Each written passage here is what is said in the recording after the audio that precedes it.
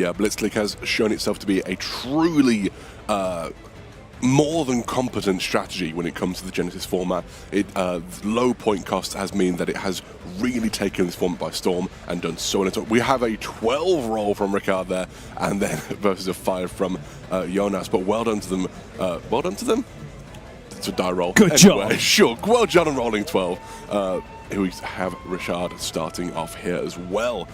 We saw this Sacred Beast Blitzkrieg deck quite recently, a couple of games ago, and it's really something quite impressive to behold. Yeah, that is true. Oh, we have Raviel. That is such a cool card already. So you can search for a monster, and we're searching for the Harmon, of course. Harmon is now going to get us another card. This engine is quite weak to the card called Droll and Lockbird. However, that one is so heavily pointed. Absolutely.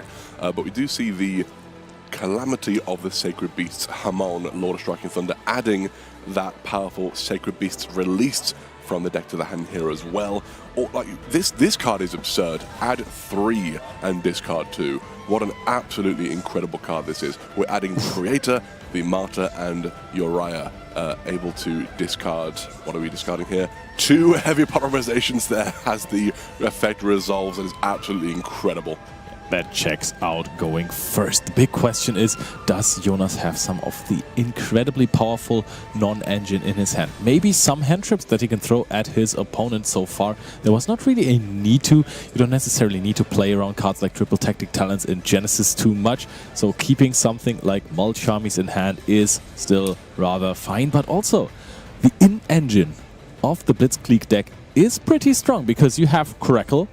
That one destroys something, and then you have destroyed something via the effect of a Blitzkrieg card. Yeah. Therefore, Whisker actually hits like a truck and can get another card destroyed. And then the Crackle triggers, and then you also have the negation. So if you have this combination, that's like having Holly Sue with all of the cards in hand. Absolutely. It really is an insane way to start the turn. It obviously won't always happen because you won't always have that exact number and the exact type of cards you need in your hand. What do you mean? I can't choose? No. I've activated Pot of Sloth. It's my turn. Okay, unfortunately. Yeah. Sorry, man. That's fine. I'm sorry. But we have the Sacred Beast Thunder Clap as well, able to activate a further 3 Sacred Beast spells from the deck face up straight away. That's where you get that wonderfully powerful Fallen Paradise of the Sacred Beast field spell as well. Another one which you can activate thrice per turn to add. Absolutely incredible. The value you get off of each of these Sacred Beast cards is truly amazing. Chaos Origins really did something there. Yeah. That is, people were so hyped about the Blitzkrieg cards and about, of course, the Light and Darkness Ritual cards. However, nobody saw it coming that the Sacred Beasts are so crazy. Plus, they are so crazy with the Blitzkrieg cards as well. Because which one is the best engine cards for the Blitzkrieg deck? It's the City. Yeah. The Hideout in the Skies. The column. Exactly. Absolutely. This one you can easily search if you have 2 level 10 monsters on the field, because then you can overlay into the new Earth Machine Exceeds, search for a Planet Pathfinder, get another normal summon, and then tribute the Planet Pathfinder to search any field spell in the game? It is kind of insane. It's a wonderful thing just to add into any strategy that can add that Planet Pathfinder and might not need a normal summon. So many field spells, so many decks that have a field spell in it start with the activation of that field spell. So if you can just use your combo to grab that Planet Pathfinder, you're going from there. You're laughing at that point. We're setting up the trap already. Oh, this is looking so incredibly good for Richard already. I think every time you start with your Sacred Beast combo, you're absolutely golden.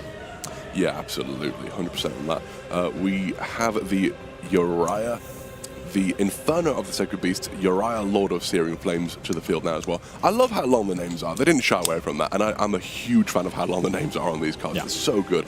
Uriah, again, mentioned before, has this incredibly powerful effect where it can destroy an opponent's spell trap without your opponent being able to respond to that. And we do see here the summon of, I believe that's Varudras. Yep, because if you already have access to the engine, why would you waste your rank 10 exceeds on trying to summon out something like the Earth Machine Exceeds that gets you a Planet Pathfinder. If you already have everything, you could just put out Varudras, one of the strongest Exceeds monsters in the game. Absolutely. We see the activation here of one of the field spells, I think. Going to summon the summoner of the Sacred Beast, rather, to the field here. I keep calling it creator because the card on it is the creator, and again, it trips me up, and I didn't know that was part of the story. But we see the summoner of the Sacred Beast in the field as well, summoning that Hamon, Lord of Striking Thunder as well. That is a full complement. It's hilarious that we actually discard the Planet Pathfinder for this. I find that very, very ironic because we kept teasing how good this card is and how strong the combo is, but we don't really need it, do we? If you don't need it, you don't need it. And now we do see the start of the Blitzkrieg plays here as well, really showing off the ability to just swap back and forth between. Once you have your setup of one field, why not just swap to the other? It's working perfect. Yeah, but now the only problem that you're possibly having is that you are maybe lacking a little bit of monster space because you can't summon into the extra monster zone. So basically the 6th monster zone is blocked, as you can see here. Absolutely correct. It is an unfortunate, what's that unfortunate? An interesting fact of the Genesys format as well. It does stymie some Dex plays and obviously does completely lock out certain strategies. But hey, that's the way the cookie crumbles. That's the way it works. Interesting to see how much of the strategy we're going to be going for here with the Blitzkrieg stuff, as we have so much on the field already just with the Sacred Beasts. Yeah. Sorry, carry on. Now we got rid of the hideout in the sky, so we can summon out the Grain Blitzkrieg. We actually get to pop the token as well, so Grain can search us the breakaway, and now we start playing with our Blitzkrieg engine. I do find it very interesting. I don't think the Sacred Beasts really lock you anywhere. So the fact that you can use them to search Planet Pathfinder, you can kind of cross them with any other field spell reliant engine in the game. I'm realizing that now as I'm saying it. That's crazy. It is completely insane. However, it does take away a lot of main deck spaces, so there is not really a lot of room for non-engine, considering that the non-engine in Genesys is rather low power compared to the engine pieces that you are playing. I think that's a trade you could just make because you are getting so many bodies, and that is so cool. You keep the Raviel on the field because the Sacred Beast combined assault actually summons back one of the Sacred Beasts, and then if you have 2 or more, you can negate a card and destroy it. So we have already set up so many crazy cards. Yeah, absolutely. And we see the summon of the Surge here as well. I'm going to get that breakaway and the Kowloon back to the hand as they just do, and activating the Kowloon again there. Doing such a good job of keeping itself recursive and in the game here. And passing back to Jonas. Yo, go break that, Jonas. That is I believe in you. A tough ask. I mean, you could start off with a Forbidden Chalice on something like a Varudras. That would help a little bit. Yeah. Because otherwise it's just extremely okay. We see the Lava Golem being slammed down onto Richard's mat there, removing the Varudras and the Surge from the field, leaving the Raviel, interestingly, but there aren't really anything to use the effect of Raviel at this current moment in time. So that Lava Golem is going to be extremely impactful here. Yeah, taking away the Surge is probably taking away something like a Crackle or a Whisker Surge during the turn. So I do vibe with that decision. And Lava Golem can get rid of a lot, but not of everything. Also, the second breakaway effect then is disrupted, and that is you bounce one of your Blitzkrieg monsters from your field to your hand, and then you destroy a card, and that is also disrupted. But Return Stroke is, of course, the card you are playing instead. You already have the Alternator developed. That is a step leader. Interesting to see. You mentioned before about how you really need that sort of deck space to make the sort of deck work, but this is a 60-card deck here for Richard, so it makes a lot of sense that he's got so much of this low-pointed, powerful engine at play here. I find it insanely funny that you're playing 60 cards in Genesys. Basti and I said the same thing. It's absolutely absurd that in Genesys, where you really need to keep your count down, it's 60 cards. Is that another Lava Golem? I believe it is, my friend. That could calm down already. The question is, do you want to throw it on just the Raviel, just to stop the Sacred Beast's combined assault from annoying you, basically. It'll be very interesting to see what we go for here. Is that a Crackle that we're summoning with a Step Leader? Step Leader has the cool effect that it destroys itself after it summoned out a monster, so that something like the Crackle Blitzkrieg can actually trigger here. But Crackle is not the greatest card to find and to start playing with, even though getting an Alternator is quite cool. But that is also a resource that you're using. Alternator Graveyard effect is quite important. Now we're getting the Hamon out. Or the Uria. Okay, we got the Uria. Both very powerful cards at the moment as well. The Uriah being able to, again, without able to respond, destroy an opponent's spell and trap, which also benefits your Blitzkrieg. And there comes the second Lava Golem. Oh no! That card is massively strong to break fields, but if you do not have anything, then how? Okay, we are going for a Surge. Surge is going to destroy that Lava Golem, and I do believe that these are not protected by the Return Stroke, because this card protects your Blitzkrieg monsters from being destroyed by card effects. So the Lava Golems are not protected. What else are we having? That is the Step Leader that added itself back from the graveyard. That card actually once per turn, I think, just adds back a Crackle or something if you destroyed something. Yeah. Always setting a card. So. Interesting. Jonas has really done his best to play through this. There's, of course, no point in conceding in an untimed top cut match. But apart from the Sacred Beast engine that is also incredibly recursive, just look at the Blitzkrieg cards that Richard just has on his field. That is an Alternator, that is a Return Stroke, and a Kulum. So he basically has everything set up. Doesn't matter what he has in hand. Kulum can search for one of these incredibly powerful Blitzkrieg cards. Yeah, absolutely. We're seeing Richard here considering his play. Exactly like you say, there's no point in rushing a top 4 on-time match here. Got to keep up pace of play, of course, but there's no need to rush yourself if you don't feel the need to do so. Shuffling the deck, ready to draw for this turn. Actually, does that play on its own?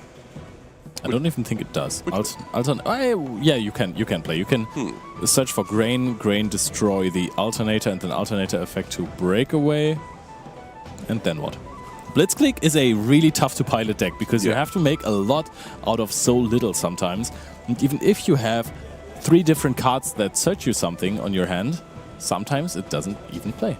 Absolutely, yeah. Once again, Richard considering plays here. We did see the Martyr of the Sacred Beast and the Sacred Beast Thunderclap added back to hand here. So like you say, an extremely recursive engine. I think we're going to have a graveyard effect here of the Sacred Beasts released here. Allows you to, I believe, search for a level 10 monster, unless I'm much mistaken. And that is going to be... I actually don't know. I recognize it. It's a new TCG exclusive from Chaos Origins. I could not for the life of you tell you the name of that card. Well, it's concerning. We're going to see it soon, but we are revealing the Hamon effect from hand. It is so crazy that these cards... Oh, we activate Raviel, and now we search for the Hamon. Now we're discarding the Thunderclap to special summon out our new TCG exclusive. Just trying to find that card for us now. I know it's a level 10 Pyro, that much I'm aware of, which is why it's searchable with the Sacred Beast release spell there. We just grab that up here. Yeah, you slam those into Neuron, and I will see where this game is going, because now Surge is being taken care of. We have fused with it into a Mixusia. Mixusia, the Confounder, very powerful card, but that card is the Yomagna the Fire Phantom. Could not be normal summoned or set, must first be special summoned from your hand by shuffling 3 cards of the same type. And we see scooping up here as well. Very well done from both our players in this game. Richard taking the lead here with a huge, massive combo. Blitzkrieg is not known for its gigantic fields, but if you combine it with the Sacred Beast engine, there is quite a lot that you can add to it. You can actually just set up a trap that is an Omni Negate and a Destruction, plus a Varudras That is huge. And I think even though Blitzkrieg is like the most played deck here in this Genesys tournament, and people have been anticipating it for such a long time, I think the Sacred Beast actually did the heavy lifting here. I have to agree with you. I think the deck is very overlooked. Even in Advanced Constructed, it can do a lot at the moment. I think it's a heavily overlooked deck, and very exciting for me to see as a bit of a GX fanboy, seeing all these cards do so well in the current format. Also, I think it has some interesting synergies with the Ubel engine as well, as that also has level 10 Fiends, and even again in the anime there's synergy between that as well. Yeah, that does make sense. Seeing both of our players' side here. Some interesting side options I remember from Richard's deck. I don't believe I've seen Jonas's side deck yet, but I suppose we'll see how that continues to progress in this next game as well. But yeah, that card, the TCG exclusive we saw, Your Magna the Fire Phantom, has very powerful effects here. You can declare a monster type. It becomes that type until the end of this term. During the main phase, you can fusion summon one fusion monster from your extra deck using monsters on either field, including this card. So basically, that is a free way to recycle more resources from graveyard with the summoning condition, and then summon Mixuzi the Confounder, which is a powerful way to fuse during the opponent's turn as well. What a huge card. We are seeing that our players are already there, shuffling up, so let's go over to the table to game 2.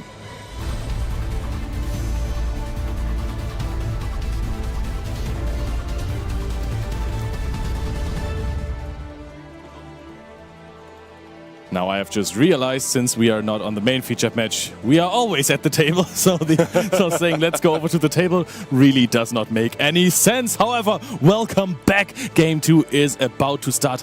Richard is in the lead versus Jonas. And wow, that was a first turn. But now it's Jonas' turn to start. The big question is, can he come back in a potential game 3? Because if this is how Richard's deck always plays on the first turn, he's going to need a bunch of entraps. Yeah, absolutely. Very interesting to see. I think it did do okay last time it was on at going second, but again, I think those Blitzkrieg cards are so good at going second into any kind of established field, so it'll be interesting to see how Richard sees a way to play against Jonas here.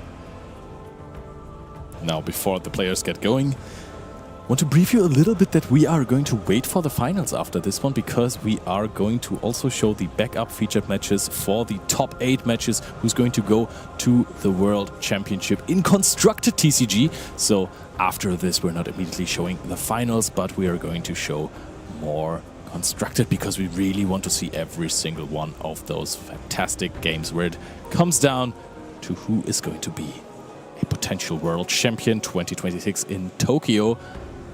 But Jonas now starting off with a breakaway into an alternator. And again, don't forget, this deck it really does not have any sort of one-card combinations. Now, that is something that I've seen myself do with the deck in my short time with the deck. You have like 1 or 2 cards, and you're really trying your hardest to figure out if you can do some sort of combo.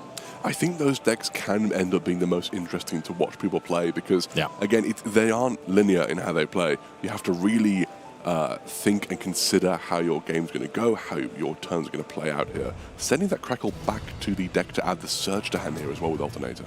Oh, I'm quite curious about that. I had something else in mind. I thought I saw an Amy, so I thought you would want to search Grain, destroy the Alternator. Oh, we already have Grain. That is huge with the search as well. After the normal summon, Alternator popped, breakaway added back to the hand, and now we definitely do have a combo on our hands. We can search for a monster. Might be the big boy, the Whisker.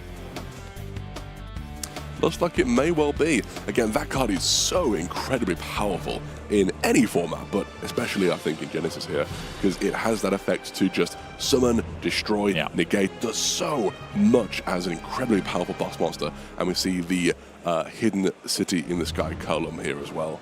Hideout in the Sky. Hideout, sorry. This is not Subterra, my friend. I get confused. I understand. This happens to me quite a lot too. I don't know how many names I've butchered today. But we activate Search now as well, or we have resolved Search, so Hideout is being played. We get another token, and now we actually have every single card of our engine accessible to us. So I think we might actually just see a Crackle add back that we have just shuffled back with the alternator before. Interesting, yeah. We're fascinating to see again how Richard manages to play into this field. I don't know that Blitzkrieg necessarily puts up the most insane fields, but it's good at just like keeping your opponent off of things and grinding out a good game here. That is Emi. We see the Emi there as well. What do we do? He searched for Emi to just extend here, destroy his own hideout in the sky. So does not want to get rid of the token just yet. But activates now Whisker, of course, and that does make sense because you need to destroy at least one card with the Whisker. So you are adding back the hideout in the sky that was previously destroyed by Emi. Now we are going to add the Step Leader to our hand because we already have Hideout in the Sky in rotation. Yeah. We also have the Breakaway in rotation. And of course, Emi is going to give us the Thunderstroke access. And that is one of the most important cards in the mirror match because it says that your Blitzkrieg monsters cannot be destroyed by opponent's card effects. And I don't think I need to explain this, right? Because your opponent really needs to destroy your cards. Yeah. Pretty darn good indeed. Going to see Richard here going into his first turn of this game. An impressive field set up by Jonas here with 2 set cards. We don't necessarily understand exactly which are which or what order they're in, but we know roughly that they are what they could be here as well. And we'll see Richard draw for turn. Let's see how he plays this out. If you're curious why the Emi is just chilling on the field and what the purpose is, it's that there is a negate in Whisker that you can use by bouncing one of your, or adding back to hand one of your Blitzkrieg monsters. And if you choose to add back your Emi, she is actually going to trigger Special Summon herself out and then target, destroy another card. Not happening! Lava Golem! Upside down. That is Australian Lava Golem. Oi, mate. We do see that second game in a row where Lava Golem has hit the field and become a real huge problem for the player whose field it sits upon. But now the big question as well, Richard, do you have something to play? Because yes, those cards were tough to play through, but I can guarantee you that Jonas, if he has a Breakaway and the good old Thunderstroke, he does have answers to things. Absolutely, yeah. He can find his way into a Whisker once again. 100%. I think we probably do have those things available to us here as well. Would not surprise me if we do. I think we saw one of them during Jonas' turn, so it probably is still going to be there because it can add back to hand and reset itself. Considering a move here for Jonas. The question is, does he want to use Breakaway to get the alternator immediately so that he can search out a Whisker once again? Because that wouldn't destroy anything, and then Whisker is not alive so far. Oh, we have used Breakaway to bounce our own grain and destroy the Lava Golem. Interesting. That plays around the second Lava Golem, actually. It does. It really, yeah, absolutely. Oh, and Step Leader is actually going to give us back a Blitzkrieg monster from hand. That is so huge because then we have found our way into Whisker immediately. Typhoon! Oh, we see the Typhoon here meeting the activation of Step Leader, stopping that in its tracks. That is absolutely huge. Or is it? Because now Search can just vary with the searching targets, right? Because you, maybe before that you would say, hey, I'm going to search a Crackle, but no, you can also just take a Whisker. That is still huge. That is really big. I like those quick back and forth, impactful plays that happen during these games. Still considering our plays for Richard here. Not a lot has happened here, just a couple of interactions to break apart Jonas' field. Not a huge amount has actually occurred though, we can see. I mean, he just started playing, he revealed the Raviel, discarded it and added the Harmon before that. So he is trying to start playing with the Sacred Beast engine. So actually has used some cards to bait out a lot of interactions actually, and is now going to kick off things with the Sacred Beasts again. If we do get this Sacred Beast released into the graveyard, I don't know that it can activate this turn. However, I think at the very least... Each. Is it both effects once per turn? It's each turn. In that case, we can search the Thunder King, the Lightning Strike Kaiju here as well, if needs be. But we're going to negate that with the Return Stroke, adding back our search from our field to the hand. But that is not the worst thing in the world, because we have access to another Whisker. We have already destroyed a card with a Blitzkrieg. effect. So that we do. Whisker can be triggered. Now Richard is just saying, hey, you know what? I am playing Blitzkrieg 2. Alternator set by or activated by the breakaway. Oh, and now Jonas wants to deny the draw, and he wants to really set up a big field. There is going to be at least, I think, the grain being summoned, but Surge has already been used, so I think I would keep that resource in hand. We pop the Alternator, and now the grain is, of course, going to trigger immediately in a new chain. Alternator can still get us a Column at least. Absolutely it can, yeah. Is that... We're skipping up for Richard here, I think. Yeah. And that is going to be moving on to Game 3. Well done to Jonas there for the win on Game 2. Again, it's one of those things where sometimes you just have the enough cards, enough interaction, even with those powerful field-breaking effects that Richard had, isn't quite always enough.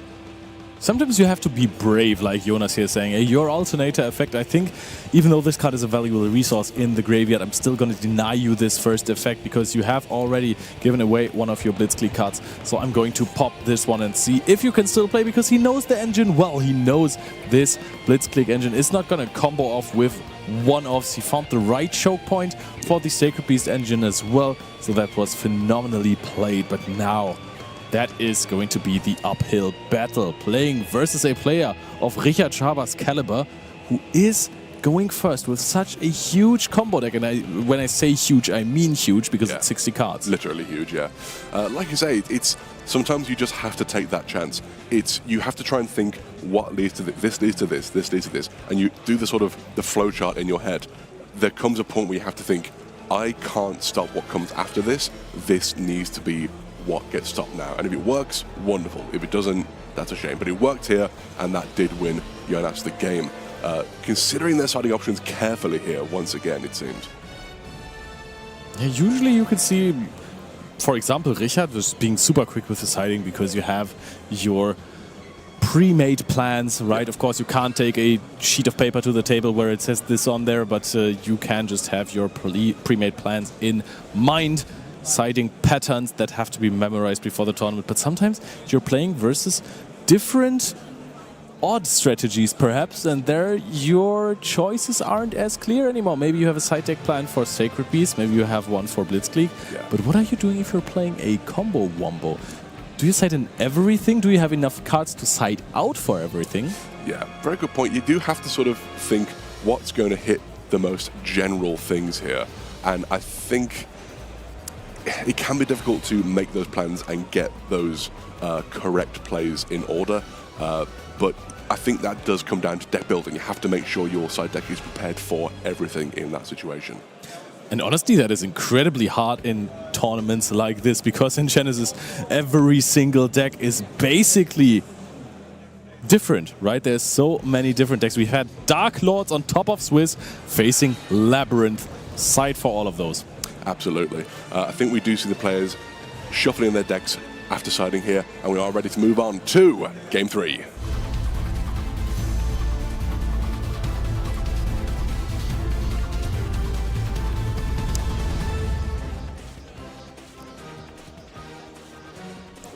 All right, who's going to advance to the finals? There's a lot on the line because the top two players, Jonas and Richard here, are going to be having a rather difficult game for this Game 3. Just a last bit of pile shuffling there for Jonas and getting ready before we move on to this game proper. Sorry, I had a small coughing fit. The last two players standing in this tournament are going to go to the Japan 2, to the Jump Festa. Of course, other prizes as well, but this big journey is definitely something you do not want to miss out on. So whoever wins goes to Japan. Will also receive full sets of some of the latest additions to the Yu-Gi-Oh! TCG. Absolutely. I want to go to Japan. Why can't I go? You know? Because I didn't enter? Play better. All right. I'm trying. But we see them a last shuffle here before we get started on this last game of this match. Very sure that Richard is going to start 60 card decks. Sometimes they just are unstoppable, but sometimes they also have no way to play. Which one's it gonna be? Yeah, very good point. It is the issue with 60 card decks full of engine like that. However, it is just kind of two separate engines, so it's not as if it's 60 cards of like a little bit of this, a bit of that, comboing a bunch of stuff. It's just this and that, and it's all of everything. So it's actually kind of a lot of different ways you can start playing here. It does sound quite consistent, actually. Starting off with a breakaway, that on its own does very, very little. However, Alternator with another card together is already sounding a lot better. So we are, for costs, shuffling the Whisker away. Oh, I am seeing some side deck cards in the hand of Jonas. That is one powerful side deck card, let me tell you. Absolutely. And we're adding... Oh, that's how that works. We add the Hamon to hand because it's a Thundermaster we can add off of Alternator. That's really cool. I've just realized that that's how you make that work. It's been a long day. So we see that cool combination here, that bridge. Hamon's effect to add the Sacred Beast released from the deck to the hand here as well by revealing and discarding, I believe. Yep, and the release is going to resolve. Not enough points for some cards that could stop this easily. So this card. Love the artwork, by the way. All the artwork is phenomenal, I have to say. It looks so, so good. I think my favorite's got to have to be Uriah, because it was amazing. We see that resolving, as you say, and we're moving into this revealing, or adding the three, I should say. So we're adding the Creator of the Martyr, and the Summoner of the Martyr, and Raviel, and discarding two cards here. We have a 7th Ascension and a Trap. I think that's a Typhoon. It is a Typhoon, and if you're about to full combo, I don't think you need a Typhoon. No, not at all. And at this stage, you'd expect to be able to full combo because you played through a good few points where you would expect to have met some form of interaction here, actually. So we're going to go here for... just thinking about what he's going to move for here. Got a few ways that we can play, considering either the Martyr or the Raviel, it seems. But you could also see, I think, a little bit of fear in Richard's eyes when he activated that Alternator and shuffled back the Whisker, because I think a Ghost Ogre and Snow Rabbit would have really done some damage there. Absolutely. I think we needed to access the Sacred Beast engine here, and thankfully we were able to. And we do see the Crackle being revealed here from Jonas' hand, destroying that Martyr and stopping it from being able to stick onto the field here. We're getting access to the Sacred Beast Thunderclap. That card, obviously, as we've seen time and time again, is going to replace itself. Or not replace itself, but it's just going to activate more copies of itself. So this card, the primary way to summon out a Harmon. Yeah, I think it activates 3 Sacred Beast spells from the deck, so it's the other 2 and the field spell as well, which is why it's so, so powerful in this strategy, because that field spell is insane. Again, this deck just pluses and just keeps gaining advantage off of every single play. It's so hard to stop them once they start going, because they just have so many cards and so much advantage to be able to keep playing the game. It's so crazy. How many free cards can you get of basically nothing? Fallen Paradise of the Sacred Beast. Also an incredibly powerful field spell. But speaking of incredibly powerful field spells, there is a card in hand for Jonas that is going to see the daylight now. That is Vados. We have had Crackle. We have Vados. We're summoning it over to our opponent's side of the field. We're giving him a big body that is, luckily enough, not a level 10 monster. Yeah. But we are taking away the Fallen Paradise of the Sacred Beast. Oh, and that, of course, is going to trigger the Crackle that we have used before on the Martyr. So we are actually setting up our own turn already. Also, I think we could use Alternator, unless it's only on your own turn, to search for a Spell and Trap card. For a quick second, I thought you could search Whisker. That would be completely broken. That would be kind of insane. I think there are those synergies between the decks. I think there are these little synergies here and there that just make both decks work together so well, and surprisingly well, I'd say. I don't know that anyone really had this combination of cards on their radar, and yet here we are in the top 4 match here. Ricard with a single loss, 12 wins to 1 loss, and clearly it works phenomenally well.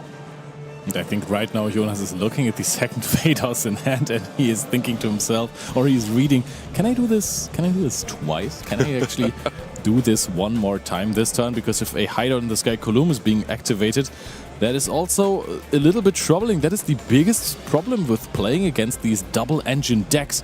That is, if you stop one engine and you would have completely out-hand trapped it, sometimes they just throw another starter of a completely different deck at you, and then they combo off there. Yeah, absolutely. And it does seem Vados is only once per turn there, so I don't think we're going to be able to get the second usage of that card out here. But setting up a Vados already on your opponent's turn is kinda massive, because this card, when it gets removed from the field, it is going to blow up everything. Can what level's Vados? 10? 9. 9. Varudras would have been really cool to use someone with Vados there. Yeah, that's what I meant, because this is luckily not level 10, because giving it over to your opponent, that would be basically an issue. If this card is removed, you also, everything on the field is going to blow up, and that is so strong. We do see the breakaway being added to Jonas' hand here as well. Yeah. Back into this Blitzkrieg strategy that has proven itself to be so powerful this weekend, both in Genesys and also put up a very good showing in Advanced Constructed as well. That is true. We had some pretty strong players for quite some time. Oh, and Uria is going to pop the Alternator. Alternator is going to activate. You can get a hideout in the sky. This one is now protected from Column just because, or from Vados, because it can't be Vados twice. You cannot use this card more than once per turn. I'm still quite curious to see how strong the graveyard effect of Vados ends up being. Yeah, absolutely. It may cause some real issues here. If it destroys the entire field as well, might even cause issues for both of the opponents in this situation.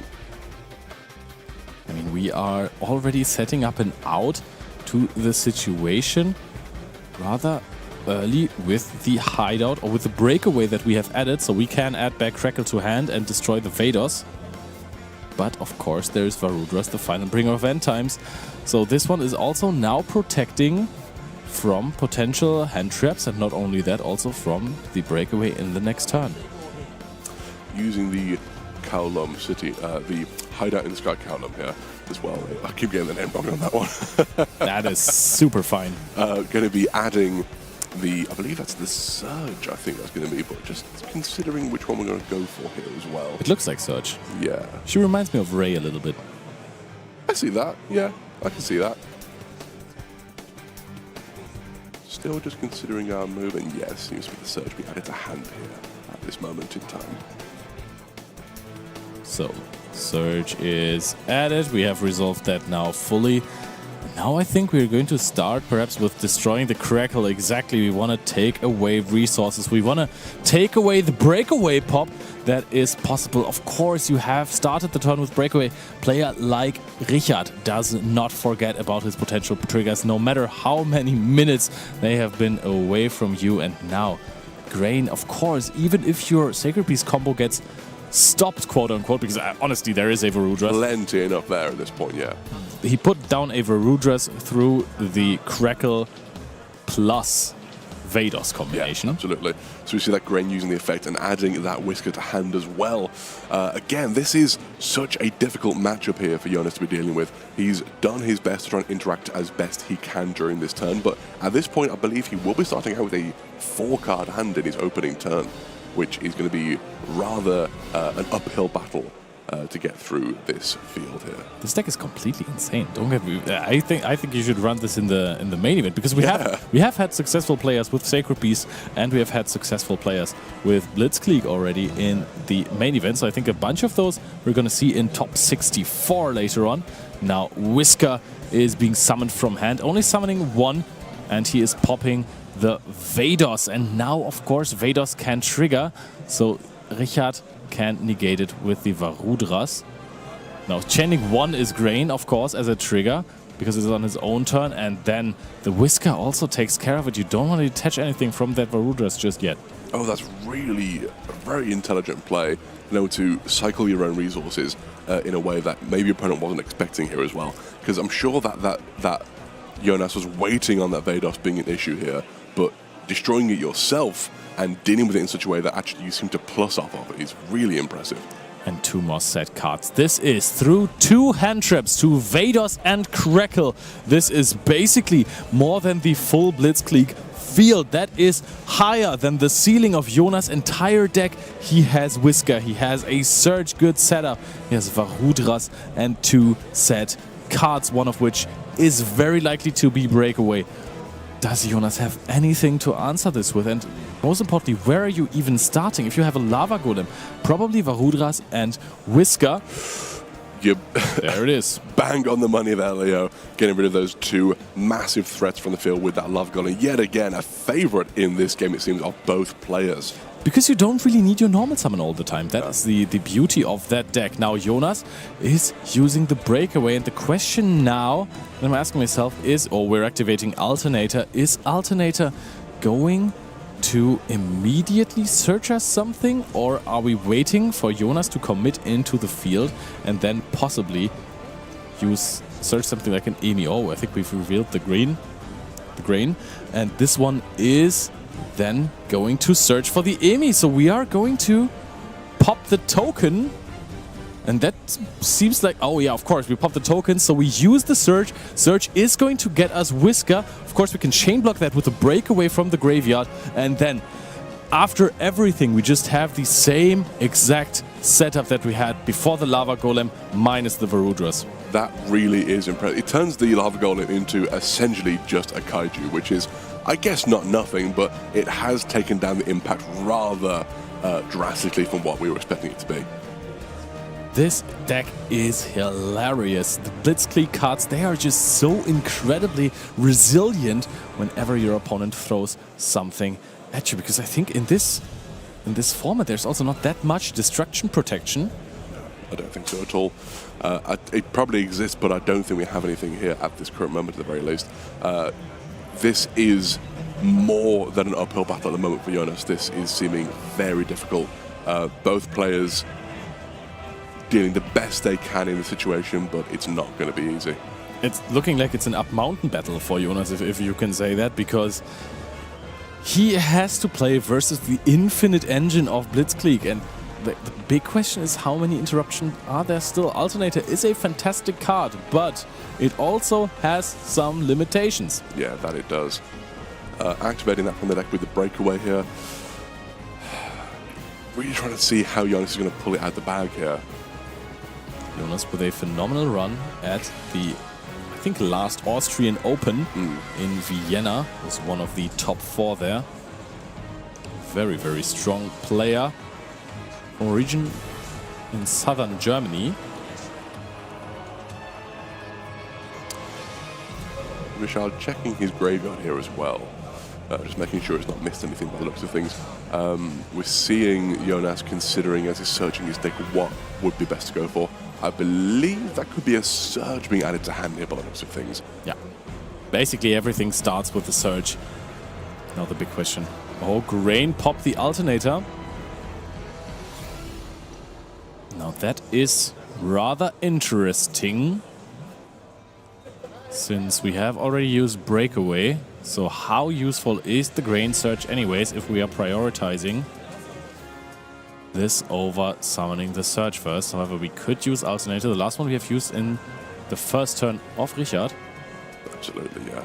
I think we are able to get the effect of the Breakaway out here as well to add back to hand maybe, but we are getting the Surge here to summon itself to the field. Do like that we haven't used Breakaway immediately, just because we can chain block later. Absolutely, 100%. We see that destroying the Lava Golem here, just summon itself to the field and gain hopefully some effects here. I think we are using the Chaining 1 Grain, Chaining 2 Breakaway by the looks of things here. Very smart move of Jonas to target the Lava Golem with the Surge effect, because otherwise, if there is a return stroke set for Richard, he could just chain that. If he targeted Emi or Surge, the card wouldn't have been destroyed, and then there wouldn't have been a summon from hand of a Blitzkrieg monster. Therefore, it wouldn't have been a Surge summon, and then you can just pack it up anyways. Yeah, absolutely correct there. Adding an alternative back to your own hand for Richard there here as well. And I think to negate that Grain, because I don't think that cares about chain blocking. No, I think he has just okayed the... Oh no, yeah. Right. Yeah, I think that is just negating a card on the field and not activate the last activated effect, if I'm not much mistaken. So that is... We have another Vados here. Whether or not this is going to be enough remains to be seen, but it does at least hit the field. Now Richard still does have a Whisker in hand, and now it is possibly the right timing for Richard. There's still priority on the side of Jonas with the trigger of Surge, and Richard actually lets that go through. If Jonas decides to bring out his own Whisker to destroy the Vados on the side of Richard, Richard can answer with his own Whisker to make sure that... Oh no, I think Jonas could chain block this. I think this is a commanding spot for Jonas actually, with another Vados on the field, because if Richard sets up a Whisker to take care of the Vados effect... Oh no, he has used the breakaway already. Do we maybe just let the Vados resolve and then Whisker afterwards? That is also an option, yeah. But then Whisker has nothing to bounce back. I see. We have another monster in hand, perhaps a Thunder Monster. Yeah. But Charles, I don't know whether we can actually chain block the Vados in our graveyard. We have our own Whisker here for Jonas inside of the field here as well. Added to the hand off of the Surge there. The Surge. The Surge. Very good.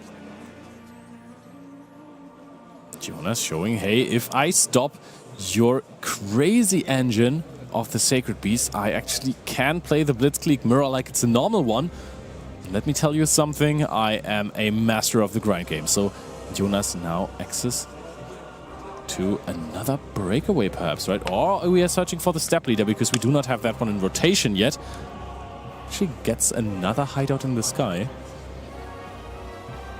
Absolutely. Activating that one. And what we could now do... Is he... Maybe I'm tunneling too much into the idea of chain blocking the Vados, because it also basically destroys every card that he has set up. Yeah. But I think it is an interesting thought process to try and figure out how to make it work, but it is also... Can you chain block it? And even if you can't, is it the end of the world? Is that what you want to negate here? Again, I think it might be the case of using the Whisker afterwards, maybe. Yeah. I could be wrong on that. The thing is, you can now add Emi, affect Emi, pop your own hideout in the sky, and then you could Whisker to destroy... Oh, we have popped the breakaway, the set breakaway. Emi is a very, very versatile card. And we have already triggered all of our monsters here, so there is no more extra effects to be gained from this. And now this is some Emi on Emi action, taking out the defense position Emi. Yeah, absolutely. Only 300, should have summoned an attack position. Are we ever Whiskering here? And of course, yeah, there is a Kulum on the side of Jonas, so he can actually just in the Surge Mirror attack over the Blitzkrieg Surge. It's very interesting. I'm a bit quiet because I'm just trying to figure out like what... This is a difficult game state for, I think, both players to navigate well, because that Vados is there almost literally like a ticking time bomb, and I think both players are having to really try and figure out how best to play around it, because I think both of them could use their advantage in this situation. I think that is so interesting here, because Jonas just basically says, okay, I'm just going to set a card now, and you know what? If you are extending too much in your turn, I am going to try to destroy the Vados and take care of this situation myself. Now Richard on the other side also kind of does have some agenda, but I need to read the Vados again, because if this is an optional effect, then Richard has no agenda over the Vados. We do see that Whisker being activated here during the end phase, I believe. Optional. Optional, interesting. Destroying the breakaway to summon itself to the field and get that hidden hideout in the sky column and the, I believe, breakaway back to hand by the looks of things here. So, how can Jonas actually still... Does he have access to a Crackle? I think the only monster he has in his hand is... The only monster that he has in his hand is the Whisker. And getting that Whisker life is not that easy. Of course, now we got in a little bit of a destruction effect from Emi. So we actually search for the return stroke. However, in the end phase, that does not help us that much. But now we are using the Whisker ourselves to pop the Whisker of Richard. Yeah, absolutely.